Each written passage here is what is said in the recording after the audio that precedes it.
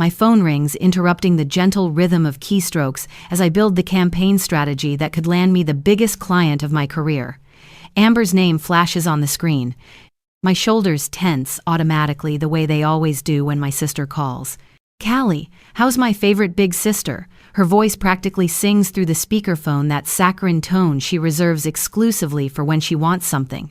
"I'm your only sister," I reply, saving my document before swiveling away from my desk. Sunlight streams through the office window, catching dust motes that dance in the air. "How are the kids?" "Ella just won her school spelling bee and Noah is obsessed with dinosaurs now. You should see his bedroom prehistoric chaos." I smile genuinely at this. "That's wonderful. Tell Ella I'm proud of her. You could tell her yourself if you visited more often." The first needle, subtle but sharp. An old memory surfaces, unbidden. 6th grade, the science fair. My volcano project that Amber claimed as our creation when the principal came around.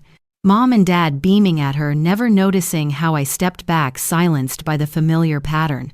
"I've been swamped with work. That healthcare campaign is taking Blacklin."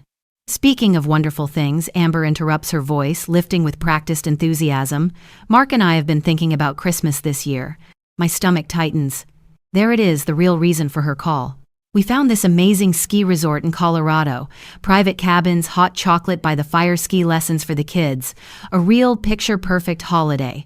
She pauses for effect. The kind of Christmas memory that lasts a lifetime. I wait for the other shoe to drop my hand, already reaching for the notepad where I track the money Amber has borrowed over the years. "It's a bit of a reach for us financially," she continues, voice dipping into the humble register she reserves for these occasions. $18,000 for the week. The figure lands like a physical blow. My shoulders hunch forward as I absorb it. $18,000, Amber. That's... I know it sounds like a lot, but it includes everything: the cabin flight, ski passes, the works. I press my fingertips against my temple. "Have you considered something more affordable?" "There are plenty of beautiful places within driving distance that would cost a quarter of that. The kids have their hearts set on snow." Her voice hardens slightly. "Not all of us can afford to jet off to Switzerland whenever we want, Callie." I haven't been to Switzerland, or anywhere in Europe. My last vacation was a weekend at a bed and breakfast 2 hours away where I still checked emails between meals. Last Christmas, I remind her carefully, I spent nearly $1,000 on gifts for the kids, and you said I should have checked what they actually wanted first. That was different. This is about family experiences, not stuff. I close my eyes, calculating not just the financial cost, but the emotional toll. The inevitable text messages demanding additional funds once they're there. The thinly veiled complaints about whatever accommodations I provide. The social media posts making it look like they funded this themselves. What about the cabin Dad left me? We could all spend Christmas there, no cost except food, and that rustic thing in the woods. There's no amenities, Callie. No skiing. The kids would be bored to tears. The cabin Dad left exclusively to me, the one asset Amber couldn't touch from his estate, the one she's tried to get me to sell and split the proceeds from for years. I need some time to think about this, I say, finally, my financial director brain already running calculations, checking mental calendars, weighing options. Well, don't think too long. The kids are already excited. I showed them pictures last night. My grip tightens on the phone. You told them before asking me if I could help. I knew you would say yes, she replies with casual confidence that makes my blood simmer. You always do. Amber, that's not fair to them or to me. What if Ella was talking about building a snowman with Aunt Callie. Noah wants you to teach him how to ski. My heart catches. Using the kids, her trump card. I adore those children, and Amber knows exactly how to leverage that love. I never said I was coming, I point out, trying to keep my voice level. Of course you're coming, Amber says, as if it's already decided. You're part of this family, unless you don't want to be. The words land with practiced precision. 15 years of this dance have made her an expert at knowing exactly where to strike. I suggest a state park cabin rental that would cost under $2,000 for the week, with nearby slopes that offer the same experience. If you don't want to help us have a nice Christmas, just say so, Amber snaps, patience evaporating now that she senses resistance. I guess your big marketing job is more important than family. That's not fair.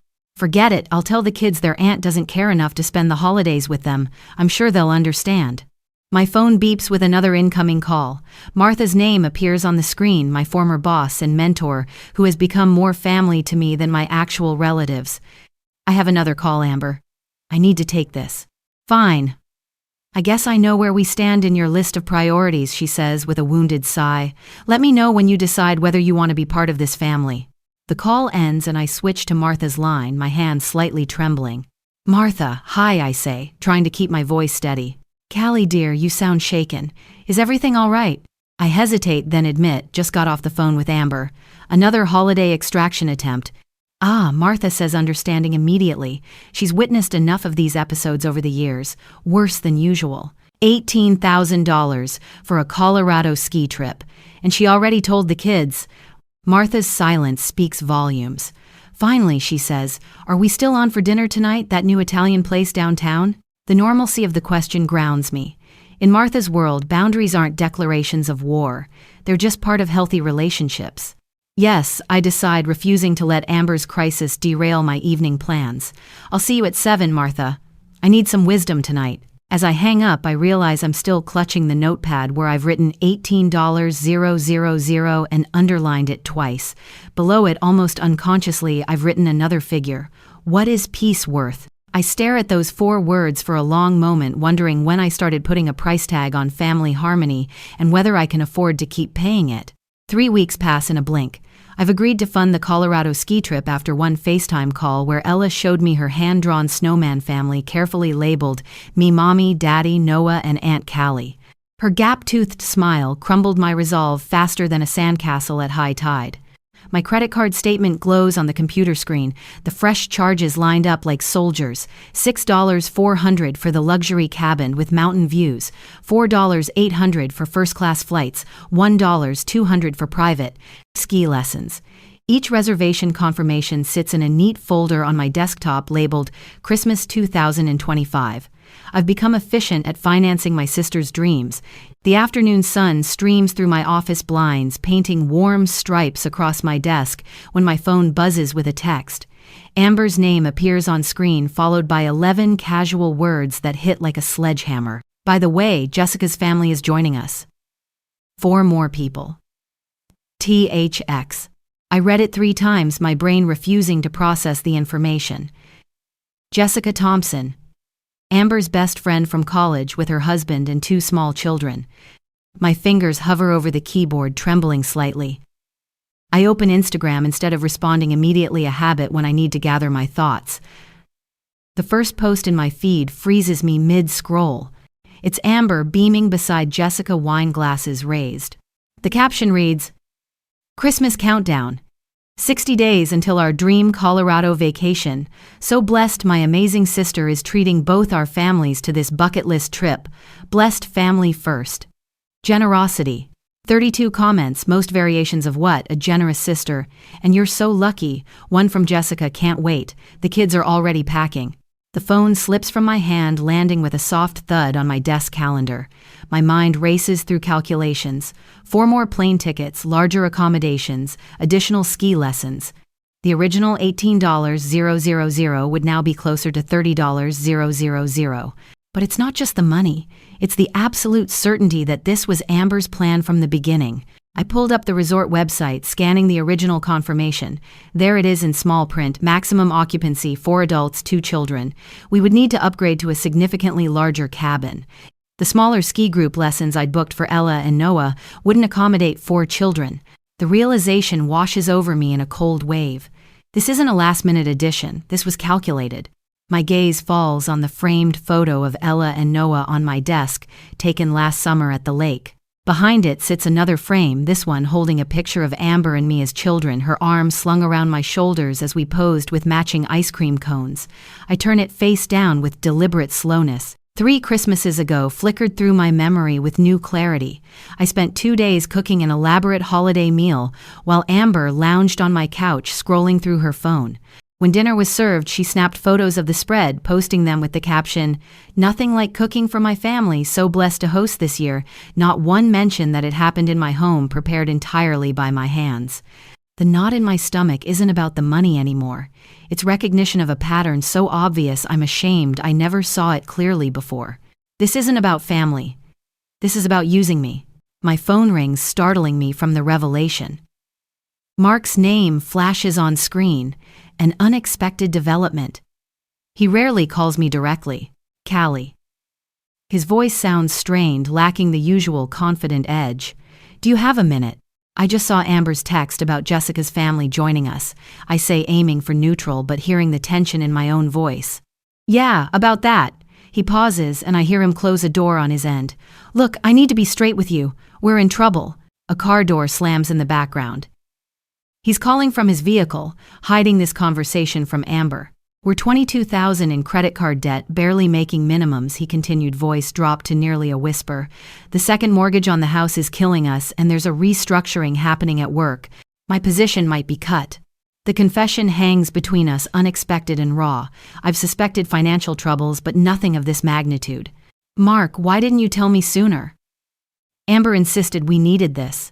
For the kids. For appearances. His voice cracks slightly. We promised the kids. And now Jessica's family is counting on us too. Amber's told everyone it's happening. We can't back out now.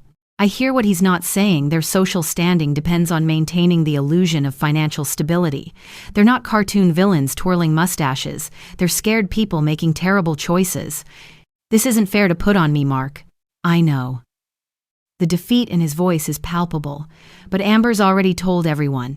The whole church group knows. Her parents are expecting pictures. If we cancel now, he doesn't finish the thought. He doesn't need to.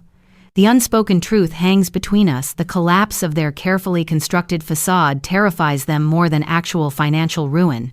Later that evening, the soft lighting of Portofino's Italian restaurant offers temporary sanctuary. Martha sits across from me, her silver hair gleaming under the pendant lights, listening without interruption as I recount the day's revelations. So now it's not just a ski trip for 4, it's a luxury vacation for 8 with me as both financier and unpaid childcare, I'm guessing. I twist my napkin between my fingers, and I'm the villain if I don't agree. Martha takes a thoughtful sip of her Pinot Noir, her eyes, sharp despite her 68 years, studying me over the rim of her glass. What would you advise a client facing this business situation, she asks finally. The question shifts my perspective instantly. In business, this would be clear: a client changing project scope without proper authorization, then leveraging social pressure to force compliance. I tell them to enforce the original contract or walk away, I answered without hesitation. Martha nods, setting down her glass. You've spent years building boundaries in your professional life. Why do those rules vanish when family is involved? The truth of her observation lands like a physical weight on my chest. You have options, dear. Always remember that. Martha reaches across the table, her hand covering mine. If this all falls apart, you're welcome to spend Christmas with me. My cottage has plenty of room and Benjamin and Sarah would love to see you. The offer, simple, straightforward, without manipulation, brings unexpected tears to my eyes. Thank you, I whisper. You're not alone in this, Callie. Martha squeezes my hand gently. Some people never learn that family is defined by how we treat each other, not by shared DNA. For the first time since Amber's original call, I feel something unfamiliar spreading through my chest. Not anxiety or resignation, but something stronger. Something that feels like the foundation for whatever comes next. That night, the glow of my laptop screen illuminates my face as I sift through emails, searching for the final confirmation details of our Colorado Christmas trip. My fingers hover over the keyboard when my phone buzzes with a notification. Another text from Amber. I open it without thinking, then freeze. It's not meant for me. She accidentally sent me a message intended for her friend Jessica. Don't worry about Callie backing out. My sister always gives in, that's what she does. My stomach tightens as I read it again. The casual dismissal in those words feels like a slap. Before I can process this, another notification appears, a second misdirected text from Amber, this one to Mark. She'll end up watching all the kids anyway. You know she never says no. I sit back in my chair, the air suddenly heavy in my lungs. The casual certainty in her tone makes something shift inside me, as if a fog is clearing from my vision. With deliberate movements, I open my browser and navigate to the resort website, examining it with new eyes. There it is, buried in the amenities section, childcare services available at $45 divided by hour. My marketing brain kicks into analytical mode, scanning for what I missed before. This resort was chosen specifically not for its ski slopes or luxury accommodations, but for its lack of included childcare. Unlike the 3 other resorts I researched and suggested, this one charges separately for watching children. Curiosity propels me to social media, where Amber's latest post appears at the top of my feed. So blessed to have my sister coming to help with kids on our Christmas getaway. Family is everything, best sister ever. Free childcare. Colorado Christmas. The hashtags burn into my retinas. 22 likes, 4 comments praising her for keeping family close during the holidays. I lean back in my chair, a strange calm settling over me. The pieces click together with such clarity that I almost laugh. This isn't about family time. It never was. I'm not being invited as Amber's sister. I'm being recruited as unpaid childcare for 4 children while the adults ski. The fog that has clouded our relationship for years suddenly lifts, revealing the pattern with painful clarity. The borrowed money was never repaid. The holidays where I cooked while she posted photos. The birthdays where my expensive gifts were deemed not what the kids wanted. With steady fingers, I pick up my phone and dial Amber's number, putting it on speaker as I continue examining the resort website. Each ring feels like the ticking of a clock marking the end of something. "Hey, what's up, Amber?" answers her voice, deliberately casual. "I was just looking at the resort details," I say, my own voice surprisingly calm. "What are the childcare arrangements for the trip?" A beat of silence. "What do you mean?" "For the kids. Ella, Noah, and Jessica's too. What's the plan for watching them while you're skiing?" "Oh." Her tone shifts to something lighter, practiced. "I figured you'd watch all the kids while we ski. You don't ski anyway." The honesty is breathtaking in its simplicity. No pretense, no attempt to disguise her assumption that I would serve as free childcare for 4 children. "I see." I tap my pen against the notepad where I'd written the trip cost. "I'm not coming as your childcare, Amber. I'll happily pay for a resort sitter if that's what's needed. But that would cost thousands." The panic in her voice is immediate, her control slipping. "The whole point of you coming was..." She stops herself, but it's too late. "The whole point of me coming was..." What exactly? My question hangs in the air between us. "You know what I mean," she backpedals. "It would be nice to have family time, but Mark and I were looking forward to skiing together." "And what about my vacation? When would I get to enjoy the resort I'm paying for?" "You're being selfish," she snaps, frustration replacing her usual manipulation tactics. "This trip is for the kids. If you won't watch them, then don't come." The words hang in the air, more honest than anything she's said to me in years. "All right," I say quietly. "I won't."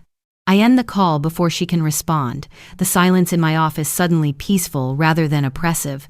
My phone buzzes immediately with a text. "If you won't babysit, then don't come.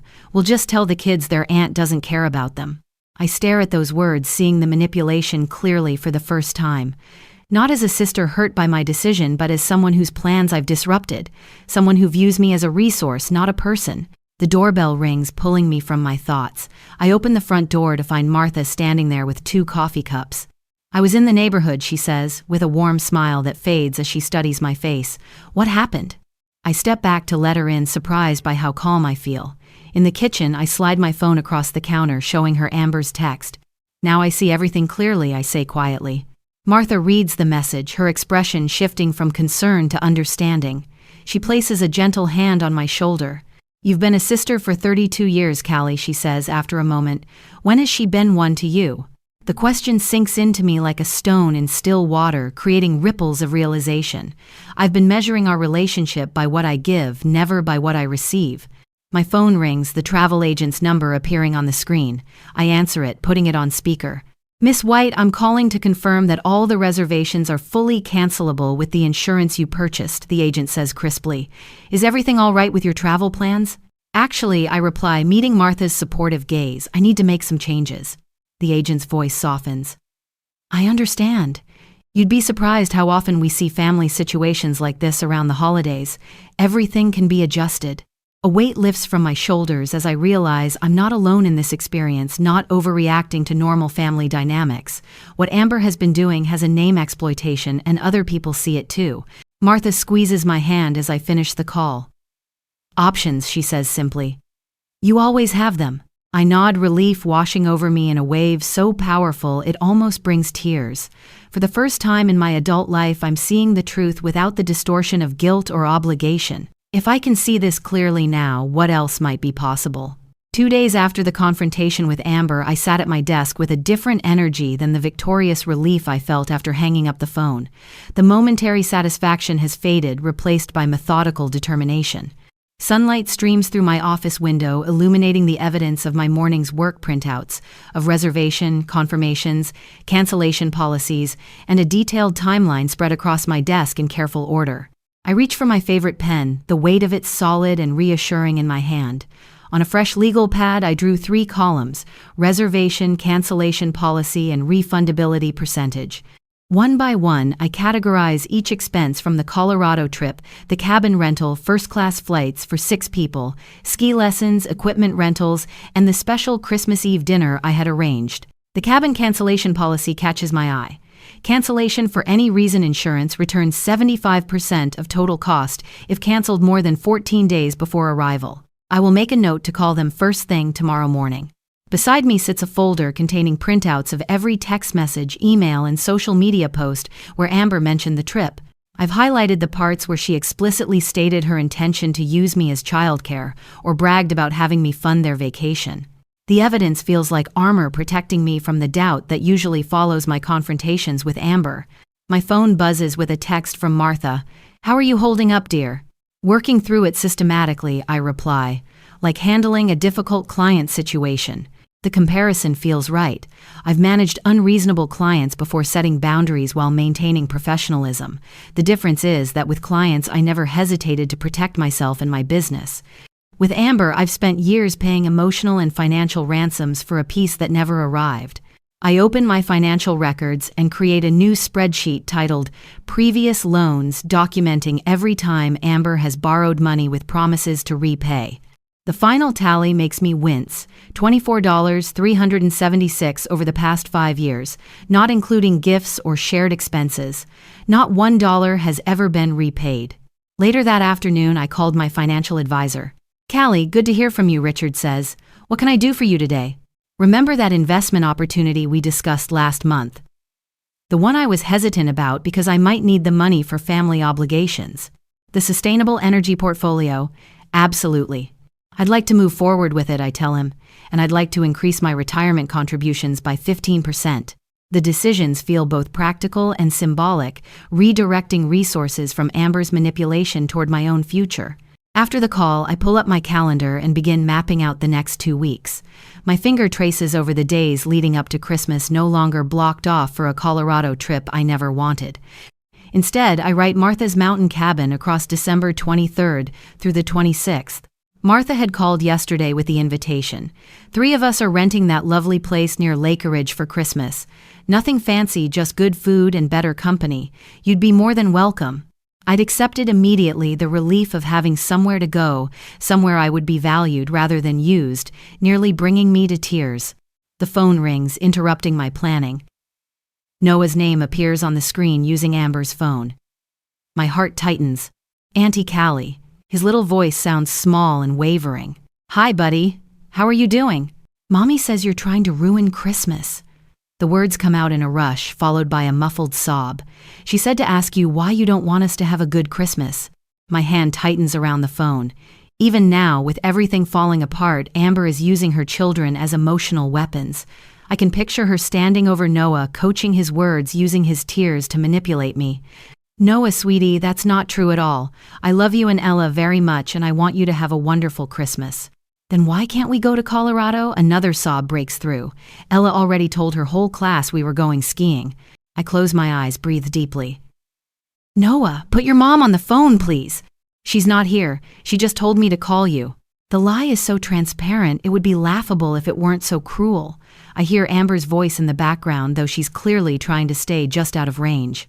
"Noah, I promise we'll talk about this soon, okay? Right now I have to go, but I love you very much." After we hang up, I sit perfectly still, my hands trembling slightly. Using the children this way crosses a line I hadn't anticipated even from Amber. The realization settles over me like a cold fog. They'll use anyone as pawns, even their own children. I added a new category to my strategic plan, protecting the relationship with Ella and Noah. Amber might control their access to me, but she can't control the truth, not forever. Children are more perceptive than adults give them credit for. Someday they'll understand. With renewed purpose, I return to my cancellation plan. This isn't just about standing up for myself anymore. It's about refusing to participate in teaching those children that manipulation is how family works. Sometimes the most loving thing you can do is demonstrate what healthy boundaries look like. Tomorrow, the actual cancellations begin. Today is for preparation for building a foundation strong enough to withstand the storm that's coming. The next day, the travel agent's voice crackles over my speakerphone. "I've prepared all the cancellation forms, Miss White. Just need your final authorization." I hover my cursor over the email that arrived moments ago containing 16 pages of documentation detailing every reservation about to be unwound. The Colorado ski resort, first-class flights, private ski instructors, equipment rentals. Everything meticulously arranged and now methodically dismantled. And the refund timeline, I ask, scrolling through the attachment. With your premium cancellation insurance, you'll receive 75% back within 7 business days. The remaining amount is non-refundable, I'm afraid. $4,000 gone, the price of my freedom. That's fine, I say, mentally filing it under necessary losses rather than Amber's latest theft. The distinction feels important. Please proceed with all cancellations as discussed. After ending the call, I update my spreadsheet, color-coding each item green for confirmed cancellations, yellow for pending, red for non-refundable losses. The methodical organization calms me, transforms emotional chaos into manageable data points. My phone buzzes with a text from Martha. The cabin stocked with groceries. Fireplace ready. Christmas tree delivered tomorrow. Our alternative Christmas takes shape: a peaceful gathering with Martha and 2 friends from my book club in her mountain cabin. No manipulation, no walking on eggshells, no serving as unpaid childcare while pretending it's quality family time. I added a final item to my to-do list: mail gifts to Ella and Noah. Despite everything I've selected, thoughtful presents for each child. For Ella, a chemistry set reflecting her budding interest in science. For Noah, a dinosaur encyclopedia with realistic illustrations. Both packages contain personal notes, explaining that while I won't be joining them for Christmas, I'm thinking of them and look forward to seeing them soon. This isn't about hurting them. It's about protecting myself. My doorbell chimes. The delivery person drops off 2 bright red gift boxes containing handmade Swiss chocolates, one for each child. Expensive, yes, but worth every penny to show them that boundaries don't mean abandonment. After addressing the packages, I open my laptop to check email. Instead, a Facebook notification pulls my attention. Amber White-Miller has tagged you in a post. My stomach tightens as I click the notification, revealing a photo of Ella and Noah looking forlornly at a Christmas tree. Beneath it, Amber's carefully crafted paragraph. Heartbroken to tell the kids their aunt won't be joining us for Christmas after all. Some people forget what family means once they achieve success. Please keep us in your prayers as we try to explain to our children why their Aunt Callie has chosen to abandon them during the holidays. The comments section overflows with sympathetic responses. That's terrible. Poor children, family should come first. I can't believe she'd do that to those sweet kids. My hands shake as I scroll through dozens of comments from people I've known for years. Church members, former schoolmates, distant relatives, all condemning me based on Amber's carefully constructed narrative. The phone rings. Clara Wilson, my mother's oldest friend. "Callie, dear," she begins without preamble, "I just saw Amber's post. Is everything all right? It doesn't sound like you want to abandon your family at Christmas." My throat tightens. "It's complicated, Clara. There's a lot more to the story." "Well, Amber seems devastated. Those poor children. Perhaps you could reconsider. Whatever disagreement you're having, surely it can wait until after the holidays." 3 more calls follow, each from someone who's seen Amber's post, each starting with concern but quickly shifting to judgment. By evening, my block list has grown by 7 names, and I've turned off notifications for all social media platforms. The public shaming campaign has begun exactly as I feared. Martha arrives with Chinese takeout, clicking her tongue as I show her the post, and subsequent text messages from mutual acquaintances questioning my character. "She's always been clever," Martha says, handing me a carton of Kung Pao chicken. "When she can't control you directly, she'll use social pressure." "It's working," I admit. I've had 11 calls today from people wanting to know why I'm destroying Christmas for my niece and nephew. And what did you tell them? Nothing specific, it's not their business. Martha nods approvingly. Exactly right. Defending yourself publicly just feeds the drama. Let them think what they want. But my reputation is based on who you are, not what Amber claims. Martha takes a sip of her tea. True friends will wait for your side before judging. The rest don't matter. The wisdom lands with quiet certainty. For years I've preserved appearances at the cost of my well-being. Now I'm choosing truth over image, substance over performance. By bedtime, I've blocked Amber's number and implemented a new email filter, sending her messages directly to a separate folder. The departure date for the canceled trip lies 1 week away. The final confrontation approaches with the inevitability of winter snow. Let them discover the consequences of their actions on their own terms, Martha had advised before leaving. The strategy shifts from defense to patient waiting. That night, I sat beside my living room window watching snow fall in the glow of streetlights. For the first time in years, the weight of anticipated conflict doesn't crush my chest. I've done everything possible to prepare. Now comes the hardest part, holding firm when the storm hits. Whatever happens next, I'll face it without apology, without retreat.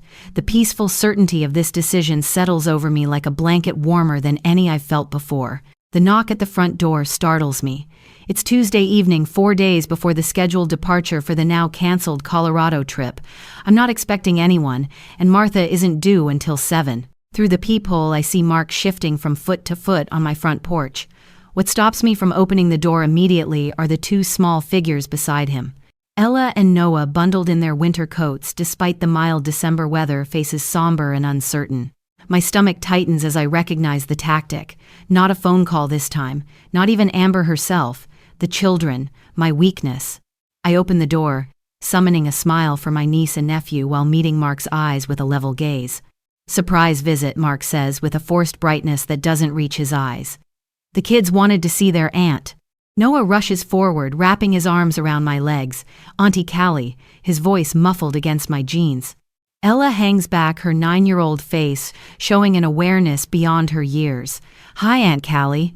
What a wonderful surprise, I say, directing my words to the children while keeping Mark in my peripheral vision.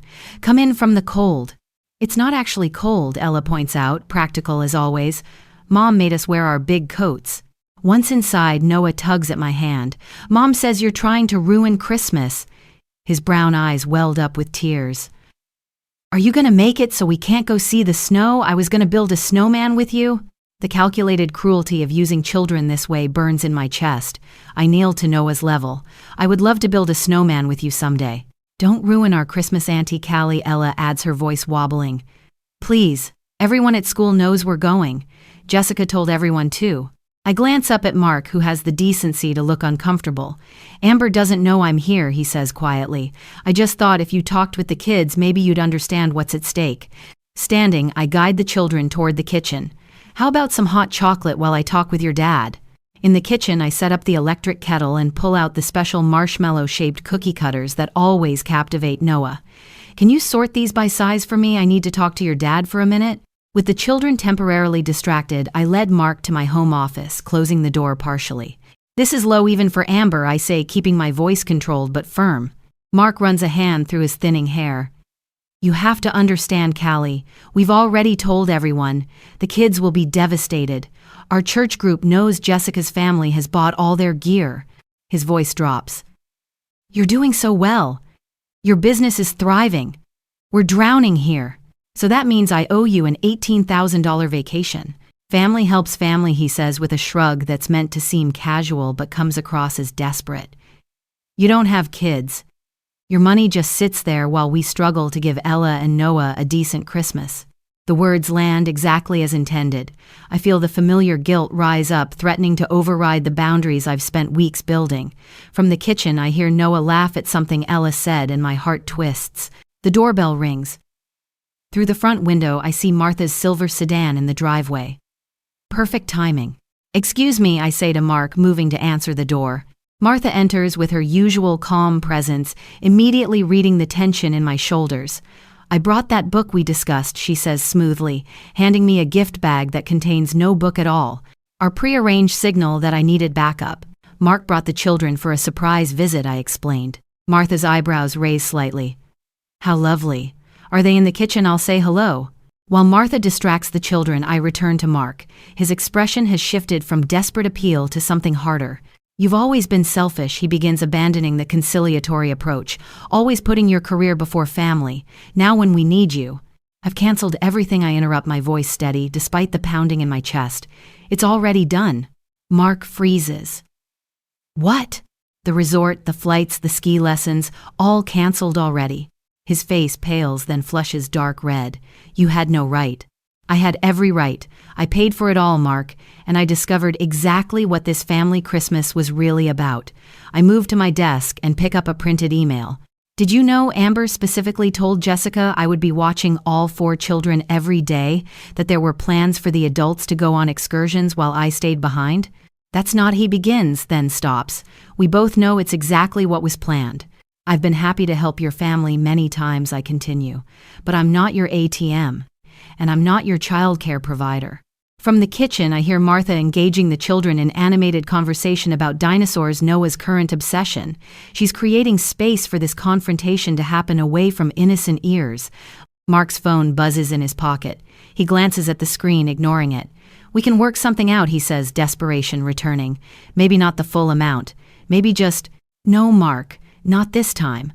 I hand him 2 sealed envelopes. These are for Ella and Noah. Gift cards for the local bookstore and some small presents I'd planned to give them on the trip. Please make sure they get them. His phone buzzes again, more insistently. Amber, no doubt, is wondering why he hasn't checked in. You've ruined everything, he says, voice low with anger. After everything we've done for you. The statement is so absurd I almost laugh. What exactly have you and Amber ever done for me, Mark? He has no answer. We both know the truth. Martha appears in the doorway. The children are asking for their father, she says pleasantly. I've given them each a cookie. Hope that's all right. Mark pushes past me, striding into the kitchen. I hear him telling the children it's time to go, his voice strained with barely controlled fury. Ella hugs me goodbye, whispering, Please, change your mind, Auntie. Noah clings longer. Will we still see you at Christmas? We'll figure something out, I promise, kissing the top of his head. I watch from the doorway as Mark hurriedly buckles the children into his SUV. Before pulling away, he makes a call, holding the phone to his ear with rigid shoulders. I can imagine Amber's voice on the other end, the realization spreading that their plan has failed completely. The sunset paints the sky in stripes of orange and purple as Mark's vehicle disappears around the corner. A strange calm settles over me, like the stillness after a thunderstorm. You did well, Martha says, standing beside me. How are you feeling? Like I just jumped off a cliff, I admit. Terrified, but also free. I nod, feeling the truth of it in my bones. I'll stay tonight, Martha says. Tomorrow we'll see what they're really made of. We close the door against the gathering dusk. Inside, I light a candle, its flame steady and bright. For the first time in years, I feel certain I've made the right choice, not just for my bank account, but for my soul. Tomorrow will bring Amber's fury, no doubt. But tonight, in this quiet house with my chosen family, I am at peace. The next morning, my phone erupts at 7:43 a.m. with Amber's name flashing on the screen. I let it ring through to voicemail.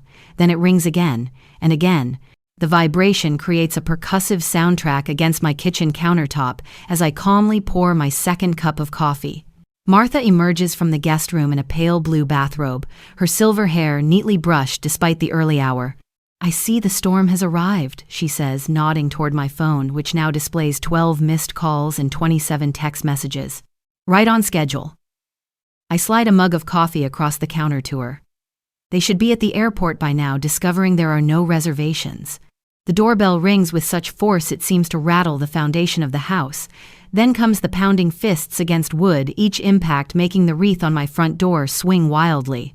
Callie, open this door right now. Martha raises an eyebrow. Shall I make myself scarce? I shake my head. No, you're my witness. Besides, this is exactly what we prepared for. When I open the door, Amber nearly tumbles inside, caught mid-knock.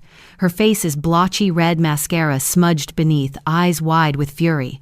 Her husband, Mark, hovers behind her, looking like a man who's just discovered his parachute won't open. What have you done? Amber shrieks, pushing past me into the foyer.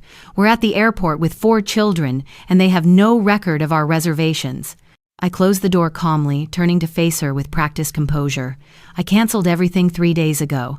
As I explained to Mark yesterday, I'm not funding this trip. You had no right. Amber's voice rises to a pitch that makes the crystal bowl on my entry table vibrate. We promised the kids. We promised Jessica's family. Everyone knows about this trip. I walk past her into the living room, motioning for them to follow. Martha stands in the kitchen doorway, a silent sentinel holding her coffee mug. Who's that? Amber demands, noticing Martha for the first time. A friend who stayed over. Martha, this is my sister Amber, and you saw Mark already. Martha nods politely but says nothing. Get her out of here, Amber hisses. This is family business. Martha stays, I say, my voice level but firm. And this stopped being about family the moment you decided to use me as an ATM and unpaid childcare. Mark steps forward, hands raised placatingly. Callie, please. We can work something out. The kids are in the car with Jessica's family. They're all devastated. I bet they are, I reply, retrieving a folder from the coffee table. Let's talk about what this trip was really about, shall we? I opened the folder and spread out printed screenshots of text messages, Amber's own words damning her more effectively than anything I could say. Don't worry about childcare costs, my sister will watch all the kids, I read aloud. Callie doesn't ski anyway, so she can handle the babysitting while we hit the slopes. Amber's face contorts. You went through my phone. No. You left your tablet signed into your accounts when you visited last month. I saw the notifications. So you snooped, she snarls. I saw my name and got curious. Wouldn't you? Mark scans the messages, his shoulders slumping further with each line. The financial desperation in his eyes shifts to something else, the dawning realization that their house of cards is collapsing. How could you do this to your own family? Amber's voice breaks dramatically. Your own flesh and blood, we needed this vacation. No, you wanted this vacation, I corrected her. There's a difference. And you were willing to lie, manipulate, and use your children to get it. You have all this money and no family to spend it on anyway, Amber shouts, her true feelings erupting. What else are you saving it for? Some lonely retirement? At least we'd put it to good use. The words hang in the air between us.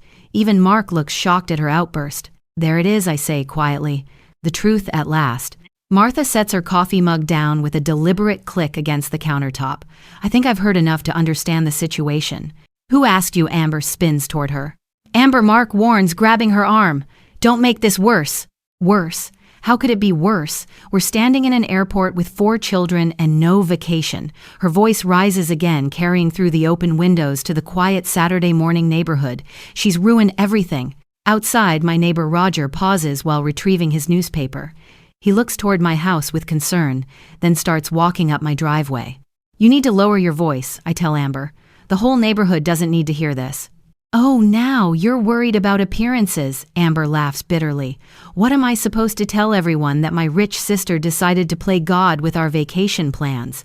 The doorbell rings again. Roger's concerned face appears through the sidelight window. Everything okay in there, Callie? He calls through the door. I heard shouting. Before I can answer, Amber yanks the door open. Mind your own business, old man.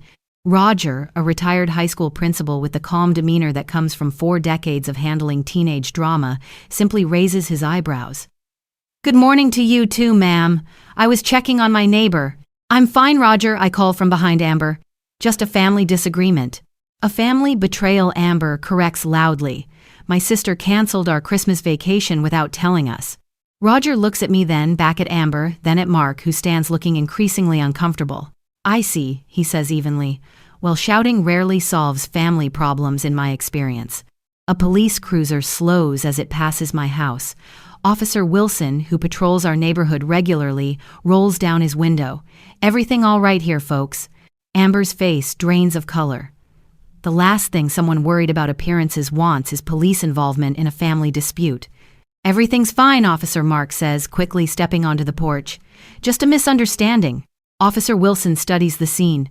Amber's tear-streaked, angry face, Mark's desperate expression, Roger's protective stance near me. Miss White, Officer Wilson addresses me directly. Do you need assistance? No, thank you, Officer Wilson. My sister and brother-in-law were just leaving. We were not, Amber starts, but Mark grips her arm firmly. This seems like a family matter best resolved when cooler heads prevail. Officer Wilson suggests his tone, making it clear this isn't merely a suggestion. Mark nods quickly. You're absolutely right. What are we supposed to tell everyone now? Amber asks, her voice cracking as the fight drains out of her, leaving only the reality of their situation.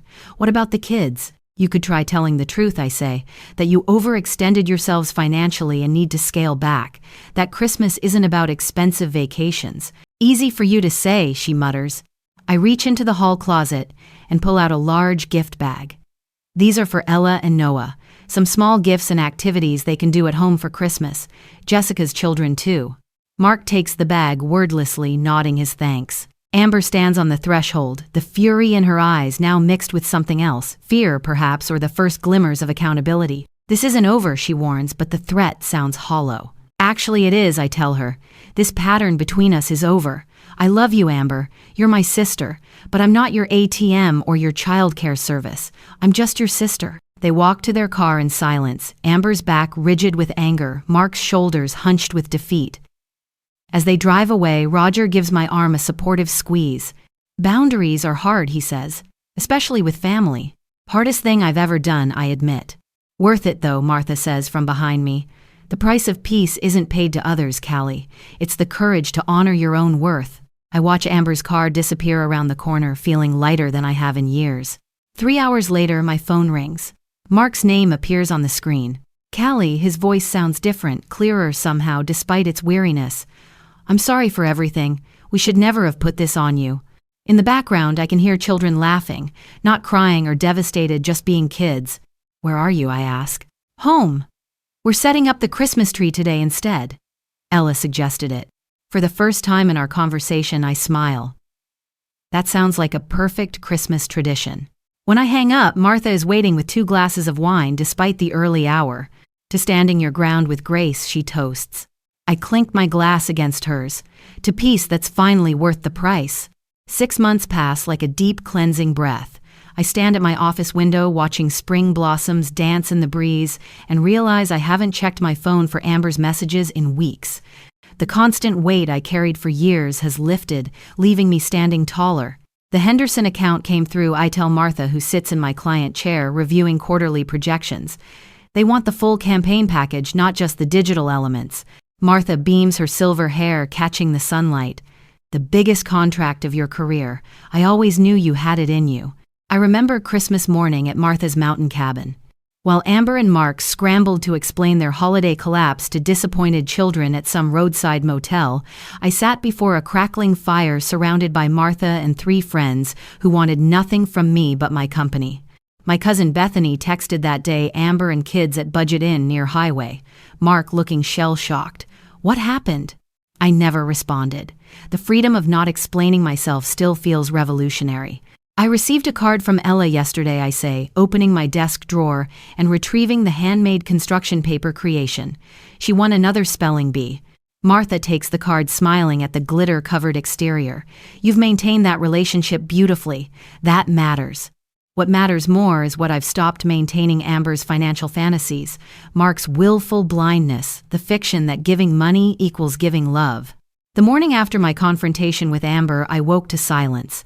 No anxious checking of messages, no knot in my stomach anticipating the next crisis. I walked barefoot through dewy grass, feeling earth beneath my feet, and started a morning meditation practice that's now as essential as brushing my teeth. 3 clients with impossible demands and moving deadlines have come and gone from my roster. Before, I would have worked weekends to accommodate them, afraid to lose the income. Now, I say, that timeline doesn't work for my process, and watch as they either adjust their expectations or find another marketing director. Either outcome brings peace. Davis Limited called again, Martha mentions sipping her coffee. 3rd time this week. And my answer remains the same, I reply, remembering how I once would have bent over backwards for their unreasonable requests. They can have exceptional work delivered on a realistic schedule or mediocre work rushed to meet their arbitrary deadline. I don't provide the latter anymore. Martha nods, pride evident in her eyes. Your business is thriving because of those boundaries, not despite them. The evidence surrounds us. My client list has fewer names but higher quality. My bank account shows higher profits with fewer hours worked. My home has become a sanctuary rather than a workplace I never escape. According to mutual friends, Mark took control of their finances after the Christmas debacle. Amber works part-time at a cafe near their children's school. They've started marriage counseling. I wish them well from a distance that protects my hard-won peace. My phone rings and Amber's name appears on the screen. 6 months ago, this would have sent adrenaline coursing through my body. Today I answer with calm curiosity. "Callie, I need a favor," Amber says without preamble, her voice carrying that familiar note of controlled desperation. "Mark's mother is in the hospital. Nothing serious, but we need to drive up to see her this weekend. Could you watch the kids just Saturday and Sunday?" The old pattern attempts to reassert itself, that gravitational pull of obligation masquerading as family duty. "I'm not available for the entire weekend," I reply, my voice steady and kind. "I could take Ella and Noah for Saturday afternoon while you get on the road, but you'll need to arrange a sitter for the overnight and Sunday." The silence stretches between us. I imagine Amber cycling through reactions, disbelief, anger calculation before landing on reluctant acceptance. "I'll call Mrs. Peterson down the street," she finally says. "She watches them after school sometimes." "That sounds like a good solution," I reply, feeling neither guilt nor triumph. "I'm happy to spend time with Ella and Noah on Saturday. We could visit that dinosaur exhibit Noah's been talking about." Another pause, shorter this time. "That would be nice, thank you." 2 weeks later, I attended Ella's birthday party as an aunt, not as unpaid event staff or emergency financier. I bring one thoughtfully chosen gift rather than compensating for my sister's extravagance with my own. Amber approaches as I watch the children playing in the backyard. She looks different, less polished, but somehow more substantial. "Thank you for coming," she says quietly. "I know things have been different." "They needed to be different," I answer simply. She nods, watching her daughter laugh with friends. "Mark and I are figuring things out. It's been hard, but necessary." The conversation doesn't veer into requests for money or childcare. Progress takes many forms. That evening, Martha and I sit on her porch, swing fireflies blinking in the gathering twilight. "You know what I realized today," I say, watching the stars emerge. "Boundaries aren't about keeping people out. They're about defining what's healthy for everyone." Martha squeezes my hand. "You've always known that professionally. Now you know it personally too." I think about the trip to Europe I'm planning for fall. Paris, Rome, Barcelona, places I've postponed visiting for years while funding everyone else's dreams. The tickets are purchased, the accommodations reserved, the itinerary sketched out with plenty of room for spontaneity. "For so long I thought the price of peace was paid to others," I say, gently pushing the swing with my foot. "I gave money, time, energy, anything to avoid conflict. But real peace can't be purchased that way." Martha smiles, her face illuminated by the porch light. "The price of peace isn't paid to others at all," she says. "It's the courage to honor your own worth." The swing creaks softly, a comforting rhythm beneath our conversation. In the distance, a whippoorwill calls into the gathering night.